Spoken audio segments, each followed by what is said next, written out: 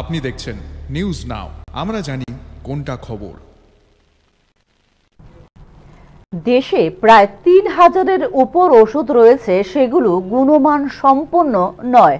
এর উপর প্রায় ২৪৫টির মতো ঔষধ রয়েছে ভেজাল মিশ্রিত, অর্থাৎ এগুলো জাল। এই রকমই তথ্য উঠে এসেছে গত এক বছরের সময়ের মধ্যে।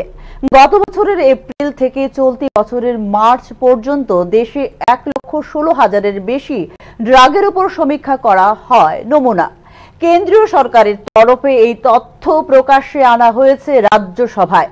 বিভিন্ন রাজ্যের ড্রাগ কন্ট্রোলার অফিস থেকে প্রাপ্ত তথ্যের ভিত্তিতে জানানো হয়েছে ইতিমধ্যেই ৯৬১টি ড্রাগের উপর ঔষধ তৈরি, বিক্রি এবং সরবরাহ ইত্যাদি বিষয়ে মামলাও গ্রহণ করা হয়েছে এবং মামলা চলছে বলে সংসদে জানিয়েছেন কেন্দ্রীয় স্বাস্থ্য মন্ত্রী জেপি নাড্ডা।